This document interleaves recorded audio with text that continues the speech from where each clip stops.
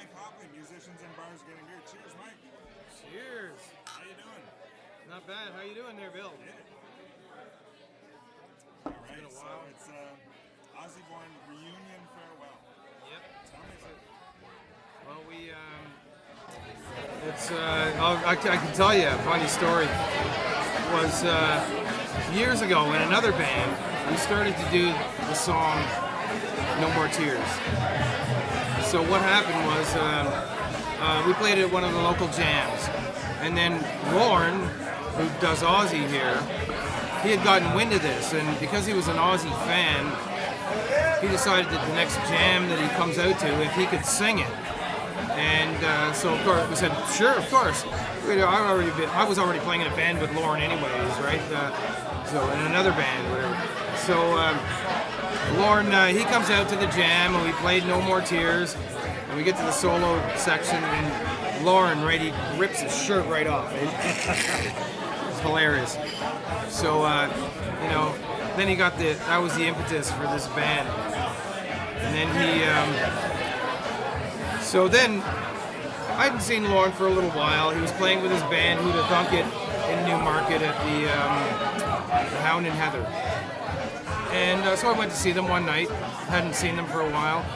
And that's when Lorne, he asked me if I would like to be in this Ozzy band that he's putting together. So I said, sure, I'll give it a shot, right? So then he,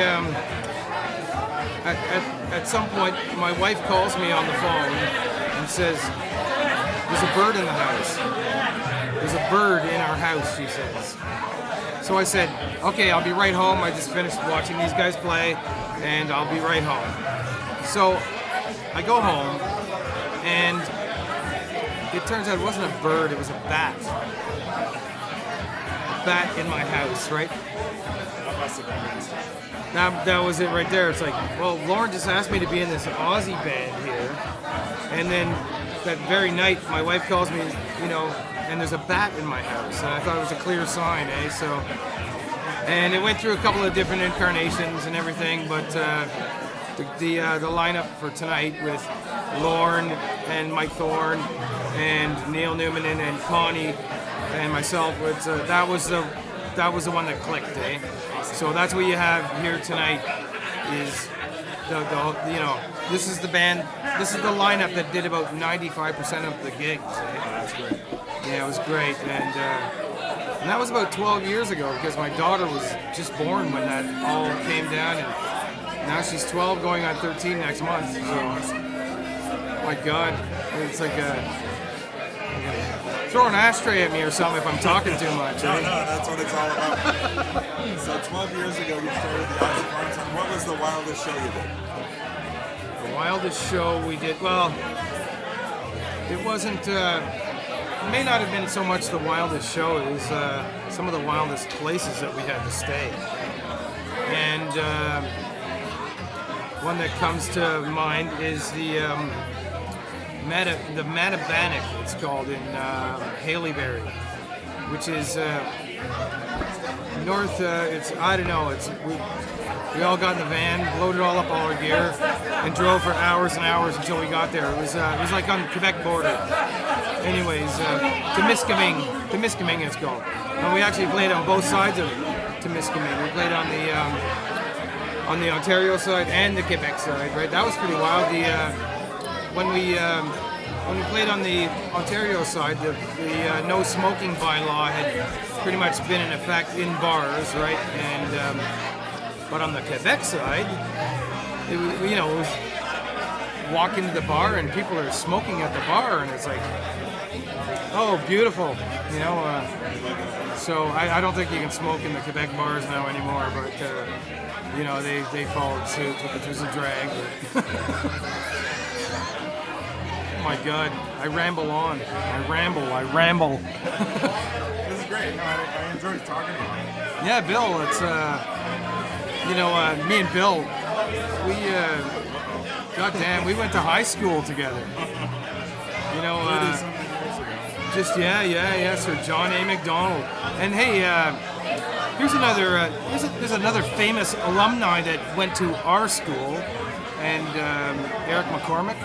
Oh yeah. Remember Eric McCormick? Eric McCormick, Mike Myers, Dave Furnish. Yeah. I never knew David Furnish. Big Bill Blair. Colin Mockery went to our school? Yeah. No way. Chief Bill Blair. Are you serious? I don't know. Yeah. That's crazy. Something in the water over there. Yep. I don't know. It's we've got a lot of famous people in our high school. Oh my God. So what other bands are you in? I'm in the Stephanie Gregg band, which is Tim and Stephanie. They're here tonight, and they're the white Les Paul that I'm gonna use in some of the songs. That belongs to Tim, right? He lent it to me for the gig, right? And actually, he didn't really lend it to me. He volunteered it up. I never asked for it. He just said, Randy Rhoads played a white Fender, or not Fender, but a white Gibson Les Paul. So why don't you use that for the gig? And I said, sweet. Yeah, it's awesome. And also, I'm in the Laura Lee and the Tequila Rockin Birds, right? And they're actually all here tonight too, right? Laura and Lauren, who is Ozzy, and Gord, our drummer, he's in here as well. Gordy's a monster too, right? Lauren plays bass in there. What's that? Lauren plays bass. Yeah, he plays bass in the Tequila Rockin Birds, and Gordy, he's great too. He's he's one of the he's a good drummer, man. I'm telling you. Why don't you talk about some other people you've enjoyed playing with? Over the years, Did you play with Neil Chapman? I haven't really played much with Neil Chapman, but we've done the Woody Stock. Woody Stock. Yeah, we do the Woody Stock, right? But Neil's a great player, man. Neil is he's a showman, but he's got the chops to back it up too, right? So he's all around, Neil's great. I like how he feels whatever he plays, and he's great. Big rock ending. Yeah, Big Rock ending. Well, last time I was here at Big Daddy's, it was your 50th birthday, and you just got the gold top. Yeah, I'm still playing that too. That's here tonight. What's up with the new rig? The new rig? Is that is your rig that you showed? The rig I've had the head and the 412 cabinet for a few years now, and just this year I got that 212 cabinet to go with it, and just so it's a little more versatile for other gigs, right? So I could just, the Mesa Boogie was sitting at home with the 412 cabinet, but if I bring the Mesa Boogie and the 212 cabinet to gigs where I would normally bring just a 212, it's a little more portable and a lot more power. It was loud. The sound check was loud. It's got to be loud. It's Ozzy, right? Yeah, Ozzy. It's. I'm telling you, you can't really play Ozzy Osbourne or Black Sabbath music. You gotta give her, right? You have to be able to get some feedback from the amplifier. When you're just turn up the guitar and get some feedback, you need to get that for, so it has to be a certain volume to do that. But recording right now? Recording? Yeah, you doing it? I have done some stuff in the past with Neil, the bass player, Neil Newmanen, who is he's one of those guys, man. I'm telling you, there's not a better bass player around here for miles around, for lots of miles around. Neil is, I don't know, he's amazing, right? So what kind of recording? Just home projects, yeah, just stuff at home, just messing around, whatever. But there was